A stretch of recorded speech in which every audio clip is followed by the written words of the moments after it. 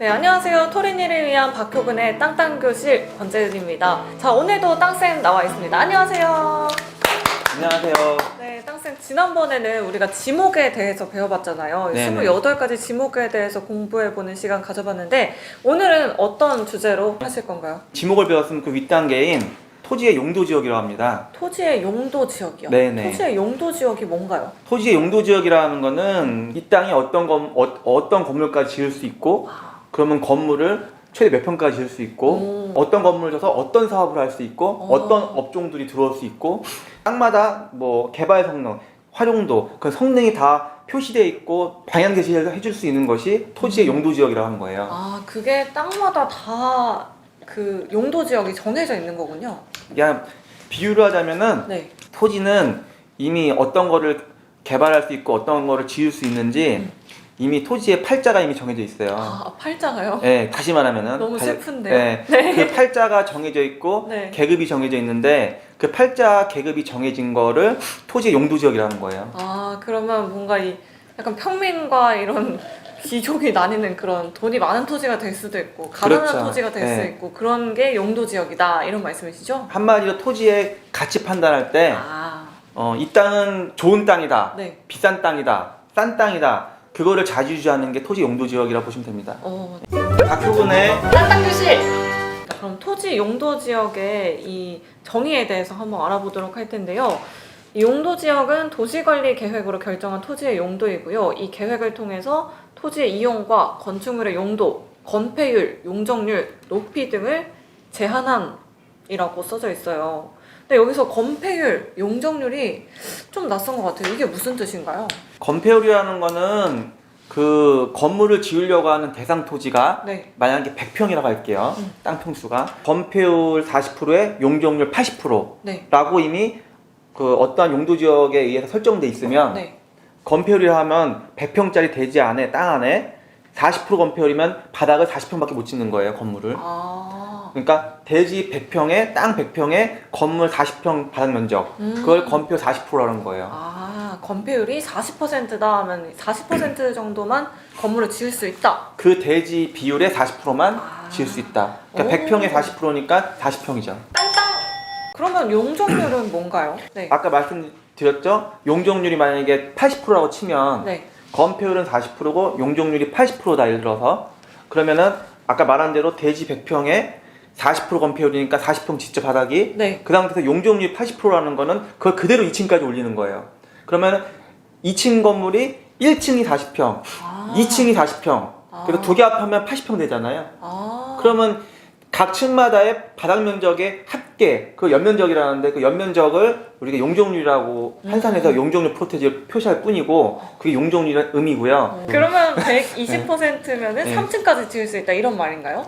똑똑하시네요. 맞아요. 역시. 그 말이에요. 맞아요. 네. 이제 알아들으셨네. 그럼 다시 말할게요. 재윤 씨 말대로 네. 120%라고도 설정을 하면 용적률을, 네. 그러면 40평, 아까 건폐 40% 했죠? 네. 그럼 40평, 40평 3층까지 지을 수 있는 네. 거죠. 3층까지의 바닥 면적 합계를 120평이라고 그러고 걔를 이제 100평짜 대지에 용적률 120% 표시하는 거고요. 이해하셨나요? 그럼 이 퍼센테이지가 늘어나면 늘어날수록 뭔가 이 땅의 가치가 더 좋아지는 거예요? 건폐율 용적률이 네. 많으면 많을수록 그 땅은 비싸고 좋은 땅이라고 봐야 되죠. 그럼 그런 땅들을 찾아놔야 되는 거네요.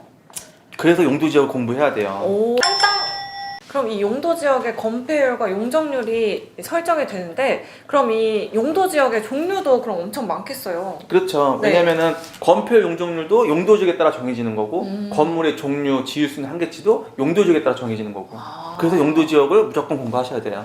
진짜 용도 지역 모르시면은 토지시장에선 장님이죠. 이게 내가 건물주가 3층을 짓고 싶다고 3층을 짓는 것도 아니고 100층을 짓고 싶다고 100층을 짓고. 그럼 아니죠. 그렇게 무질서한 난개발을 할 수 있게 우리 나라가 이렇게 방치하진 않아요. 그러니까요. 그러면 이 21가지 용도 지역 설명 좀 해주세요. 21가지의 용도 지역을 제가 일단 또 표 자료를 준비했으니까 네. 그 표를 좀 참고하시고요. 네. 이 21가지를 다 오늘 얘기하기는 좀 많이 길고요. 네. 제가 한번- 핵심적인 거 네. 몇 가지 개념을 잡아 드릴게요. 도시 지역과 관리 지역이 있는데 도시 지역에 뭔가 많이 있는 것 같아요. 주거 지역, 상업 지역, 공업 지역, 녹지 지역. 그렇죠. 네. 도시 지역은 크게 이 4개의 카테고리 나눠지는 게 맞아요. 근데 여기서 이렇게 다 건폐율이랑 용적률이 정말 다 다르네요. 그럼요. 같은 주거 지역이라고 해도 도시 지역이 지금 말씀하신 대로 네. 큰 카테고리로는 주거 지역, 상업 지역, 공업 지역, 녹지 지역 나뉘죠. 네. 그걸 이제 우리가 앞글자만 따서 주상공록이라는 거예요. 주상공록이요. 예, 주거 지역 주, 상업 네. 지역 상, 공업 지역 공, 녹지 지역 녹. 그래서 오. 주상공록이라고 주상공록. 예, 그렇게 외우시면 간단하고요. 네. 아, 그리고 그에 앞서서 우리나라 대한민국 토지의 판은 2가지로 나뉘는 거예요.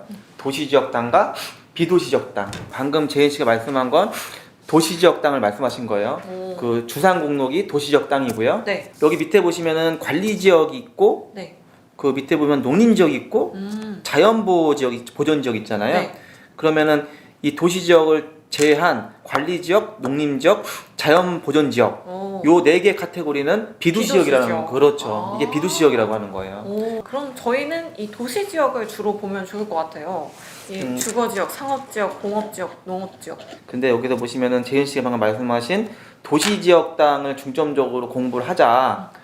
그 토지 투자에 관련돼서라도. 네. 근데 그렇게 하게 되면은 도시 지역 땅은 비도시 지역 땅보다 땅값이 훨씬 비싸요. 그럴 것 같아요. 예, 그래서 네. 물론 도시 지역 안에서도 일반 개인이 투자할 수 있는 땅들이 더러 많이 있긴 있는데 네. 경우의 수를 따져봤을 때 비도시 지역 토지가 도시 지역 토지보다 개인이 투자하기에는 훨씬 만만하죠. 아. 비도시 지역이. 도시 지역은 이제 개인도 투자하지만은 기업들이 많이 투자하죠. 도시 지역 땅들은. 예. 박효근의 땅땅교실! 그럼 오늘은 이 도시 지역에 대한 공부를 해보기로 했으니까 이 주상, 공, 녹 이 4가지 카테고리에 대한 개념을 좀 자세하게 설명해 주세요. 일단은 첫 번째 그 보시면은 주거 지역 있지 않습니까? 뭐 사람이 사는 그런 곳 아닌가요? 네, 우리가 뭐 사는데? 개념은 맞죠. 네. 주거 지역은 사람들이 모여 사는 그 집단화된 동네를 주거 지역 동네라고 하고 그 토지들을 주거 지역 토지라고 하는 그 땅들이라고 하는데 네. 주거 지역 안에 아파트도 있고 빌라도 있고 오피스텔도 있고 사람들이 집단에 대해서 이렇게 추락하고 살고 있는 동네를 주거 지역 토지들이라고 하는 거예요. 상업 지역은 말 그대로 뭐 상가나 상업용 시설이라든가 지금 백화점, 마트 뭐 그런 기타 등등등이 상업 지역이 많이 몰려 있죠. 보통 우리가 이제 도시 개발을 할 때 이제 우리 아파트 단지를 택지 개발지구로 하는데 미사지구 뭐 네. 어디 뭐 김포지구 그런 식으로 해서 택지 개발지구로 하는데 도시를 만드는 택지 개발지구 안에는 항상 상업용지가 존재하거든요. 아. 왜냐면 그 사람들이 그 그쵸. 아파트에서 다 주거를 하는데 결론은 그 사람들이 쇼핑도 할 때도 있어야 되고 밥 먹을 때도 있어야 되고 뭐 놀 때도 있어야 되지 않습니까? 뭐 노는 거 말씀드렸지만은 유흥도 상업시설만 가능한 거예요. 그 용도지역상 상업지역 토지는 제일 땅에서는 제일 비싸다고 봐야죠. 모든 행위가 거의 다 가능하거든요. 상업지역이요. 네. 뭐 예를 들어서 뭐 주상복합이라고 들어보셨죠? 네. 저층은 상업용 시설, 중층부터 고층은 주거용 시설. 네. 이렇게 결합되어 있는 거를 주상복합이라 하잖아요. 오. 대부분의 주상복합 초고층 건물들은 다 상업지역 내에 다 있는 겁니다. 근데 잠깐 여기서 질문이요. 예. 근데 그러면 이 용도 지역이 상업 지역과 주거 지역으로 나뉜다고 했는데 그러면 이거는 뭐 주거 지역으로 봐야 되나요? 상업 지역으로 봐야 되나요? 아니면 뭐 상업 지역인데 주거도 할 수 있는 건가요? 주거지역과 상업지역은 분명히 나눠야 되는 거고요. 아까 말씀드린 대로 주거지는 사람들이 편히 자고 쉴 수 있고 거주할 수 있는 형태가 주거지역이고요. 네.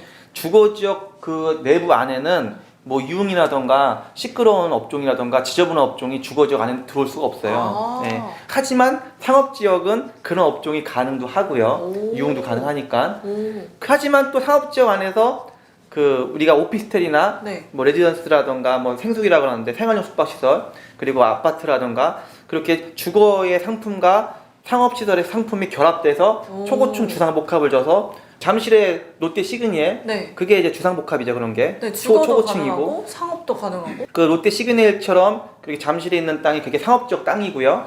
그게 초고층 건물이지 않습니까? 거기는 상업시설, 그 백화점도 있잖아요. 네. 상업시설과 주거시설이 다 결합되어 있는 주상복합 초고층 건물 놓여있는 땅들은 대부분 거의 다 상업지역일 수밖에 없어요. 아, 그럼 상업 지역이 가장 비싼 땅인 거겠네요? 통상 토지에서는 상업지역 땅이 제일 비싼 겁니다. 예. 아, 진짜 상업 지역은 뭔가 이 공장을 제외하고는 모든 상품 개발이 다 가능한 것 같아요. 공장도 수 있어요? 상업지역 내에서 가능한 업종이 꽤 있어요. 아, 지산이라 그러는데 그 지사업센터 그 아파트형 공장이라고 해요. 오. 그 도시형 공장, 아파트형 공장, 그 지식산업센터 그 건물 그 빌딩 자체도 상업 용지 안에서 그 지을 수 있는 거거든요. 오. 근데 그거는 이제 건물들이 아파트형 공장이기 때문에 네. 그것도 공장의 공장. 아. 그래서 상업 용지에서도 공장이 가능하죠. 그런 거는. 오, 예. 저는 이게 칸칸이 따로 나눠져 있어서 그냥 상업용지구나라고만 생각을 했는데 공장도 포함이 된다고 하니까 굉장히 네. 신기한 것 같아요. 상업 용지에서는 그런 도시형 공장도 가능할 뿐더러 네. 거의 대부분의 업종이 상업 용지에서는 다 가능합니다. 오. 그래서 상업 용지가 비쌀 수밖에 없고 더불어서 건폐율 용적률이라는 게 굉장히 상업 용지가 높기 때문에 상업 용지가 비쌀 수밖에 없죠. 땅땅! 자, 그럼 이쯤에서 이 땅값에 영향을 미치는 포인트를 좀 찝어주세요. 방금 용도 지역을 설명해 드렸잖아요. 용도 지역을 분명히 이제 아셔야 되고요. 네. 용도 지역 모르시면은 토지시장에서는 장님이에요. 그러니까 용도 지역 공부 분명히 하시고요. 네. 그리고 아까 말씀드린 주상공록, 주거지역, 상업지역, 공업지역, 녹지지역에 대한 개념도 분명히 아셔야 되고요. 그리고 지금 토지의 땅값을 네. 영향을 주는 그 포인트들은 굉장히 다각적으로 많은데요. 네. 대표적으로 한 4가지를 말씀드리면 아까 말씀드린 대로 건폐율 용적률에 따라서 땅값이 좌지우지가 많이 되고요. 네. 토지의 용도 지역에 따라서 방금 말씀드린 대로 그 땅에 건물을 졌을 때 어떤 업종까지 유치가 가능한지 네. 그거 분명히 아셔야 되고요. 그리고 토지의 그 입지를 보셔야 돼요. 입지요. 입지요. 예, 입지라는 거는 그 땅의 위치를 얘기하는 건데 네. 그 땅에 놓여져 있는 그 부동산 시장에 네. 수요 니즈에 굉장히 충족이 되는 땅이어야지만이 그게 입지가 우수하다고 하는 거예요. 예, 토지는 그런 것들이 접목이 돼서 땅값이 평가가 되는 거예요. 네. 네. 이런 모든 포인트들을 다 체크를 해보고 땅을 사셔야 된다는 게 정말 중요했던 포인트인 것 같아요. 이제 앞으로 뭔가 제가 땅 살 일이 있다면 건폐율, 용적률 꼭 확인해 보도록 하겠습니다. 아, 그럼 필수사항입니다. 네. 땅땅! 자, 오늘 이렇게 저희가 준비한 소식은 여기까지입니다. 오늘 내용 마음에 드셨다면 역시 구독과 좋아요. 알림 설정까지 까먹었어, 맞아. 부탁드릴게요. 부탁드릴게요. 감사합니다.